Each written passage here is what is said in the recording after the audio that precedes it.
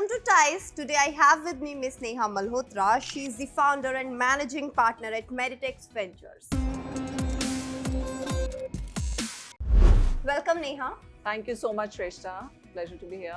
So Neha, you are an entrepreneur, you are an investor. So it's quite an exciting journey. So how is it being in the Indian startup ecosystem? I think it's amazing. And yes, you're right. I'm an entrepreneur and an investor.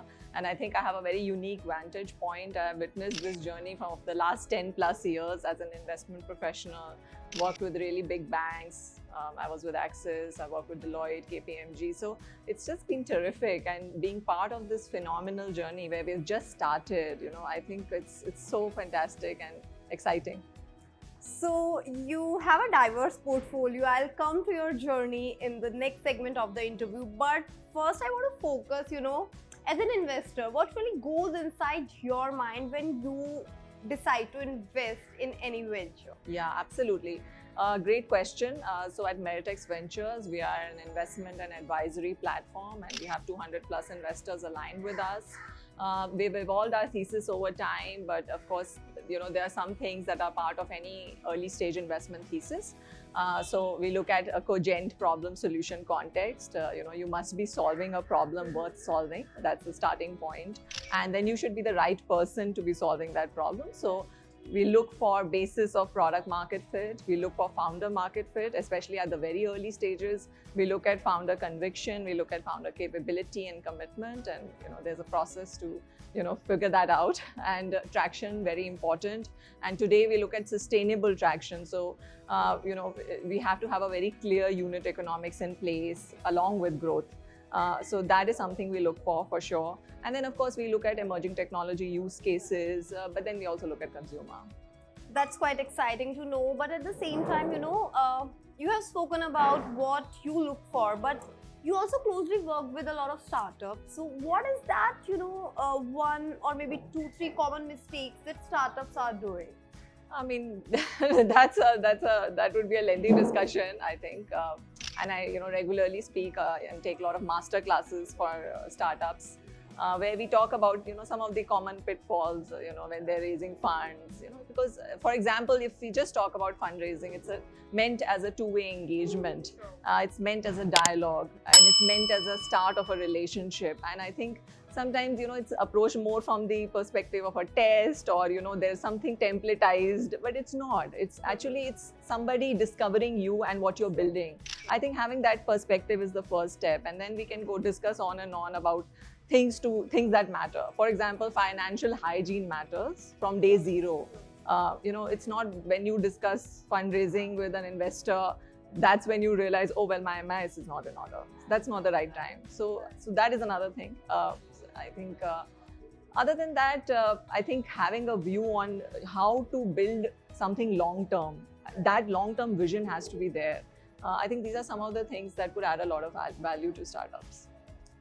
So, you have talked about financial hygiene, but I wouldn't name, but there are many startups in India who generally skip this and they go for fundraising, and startups these days are crazy behind valuations.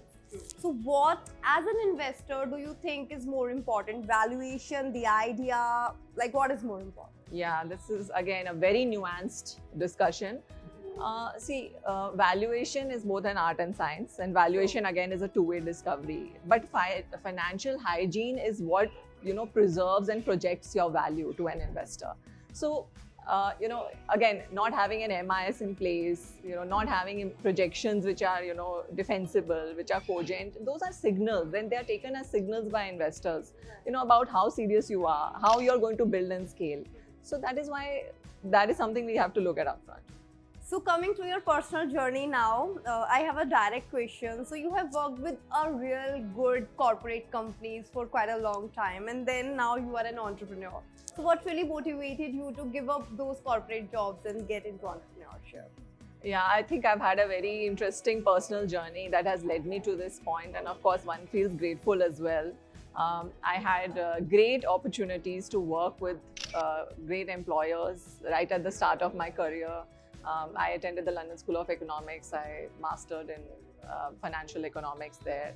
and subsequently went on to work in banking and consulting, and that's where I got the skills. But then I eventually, when the new economy was opening up, I really spotted the gap in the market because most of the traditional financial ecosystem was not attuned for startups. And that is where I felt that, as an advisory and investment platform, Meritex Ventures could really, find its market sweet spot, and it has. And other than that, I felt that, themes of sustainability and diversity were not maybe as focused, in the traditional, corporate ecosystems. And that's also where we come in today. 70% plus of our investor and startup base has women in decision-making roles, and something which we are very proud of. So we really feel that, we have great product market fit ourselves, and it's just been an exciting journey. Also, Neha, what was that turning point when you decided that you want to, come up with MeritX?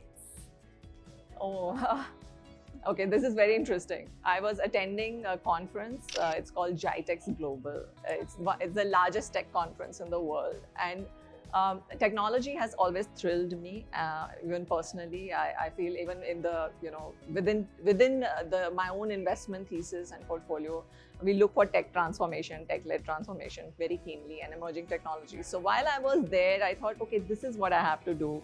I have to start a platform which focuses on tech-led transformative innovation. So that's where the idea came about. Also, what according to you are when you talk about tech-led, ventures, so what according to you are the key sectors maybe for the next 5 years that are going to lead? I mean, we are looking at AI, agentic AI. We are looking at health tech because we feel a lot of the emerging tech applications are being seen there. Other than that, of course, we are looking at some innovative models within the larger fintech and insurtech space as well. Very bullish on all of these. Sustainability is going to continue to be a very dominant theme. And now we are seeing a very interesting play of one of our startups, agentic AI with sustainability. So that is, those are some of the areas we are looking at.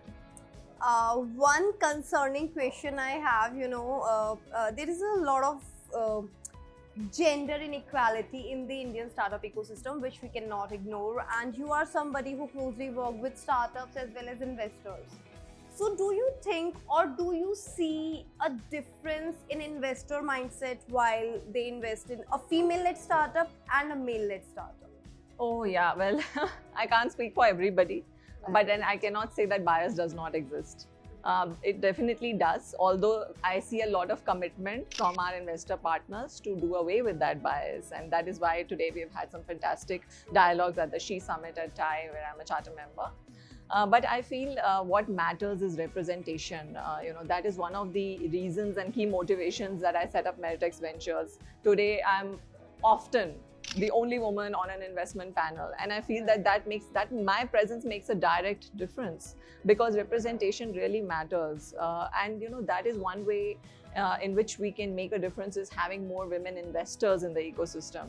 And it's proven through data that having more women investors also leads to having more women founders funded in the ecosystem. So, and I think there's great strides that are being made already. We have some fantastic women investors as well in the ecosystem, and we are very proud to be partnering and working with them. But having said that, yes, champions are needed. People who promote gender equality actively, who understand that there are biases at work. I mean, that is definitely something that's very much required still, and we're working towards it together. That's great.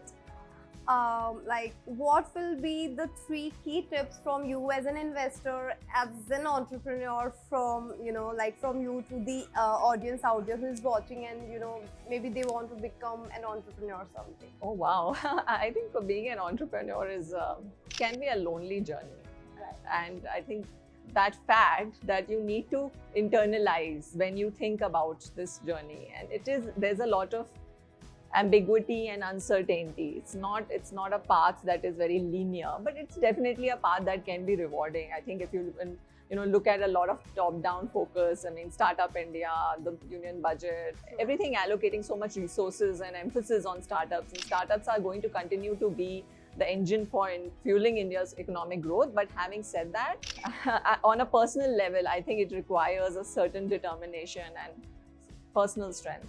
as well. So that's, I think, should be worked on, mindset, and our own mental health. You need to prioritize as an entrepreneur. Other than that, day zero is when you really start planning, in terms of having great financial hygiene, having processes, of course you won't have all processes in day zero, but then you work towards it. So that is really important, having that focus towards a longer term vision, or towards building something that you are enduring for the long term is very important. And then thirdly, seek out mentors, seek out advisors who are in a position to guide you, who are in a position to really help you with certain domain expertise or startup expertise. That always helps. Seek out help. One last question. So we are at She Summit, and you are a charter member of TIE as well. So what do you think, how such events, play a role in the ecosystem? I think these events are so important. They're so important for accessing, the networks, the mentorship, the investor base, having a safe space where you can really share your thoughts and your experiences and realize that you are not alone. As I mentioned, entrepreneurship is a lonely journey, and when you can exchange notes and exchange help, I think that's amazingly valuable to entrepreneurs. So I think this is a fantastic platform today, and great being here. Thank you, Neha, for your insightful thoughts. Thank you so much. Pleasure to be here.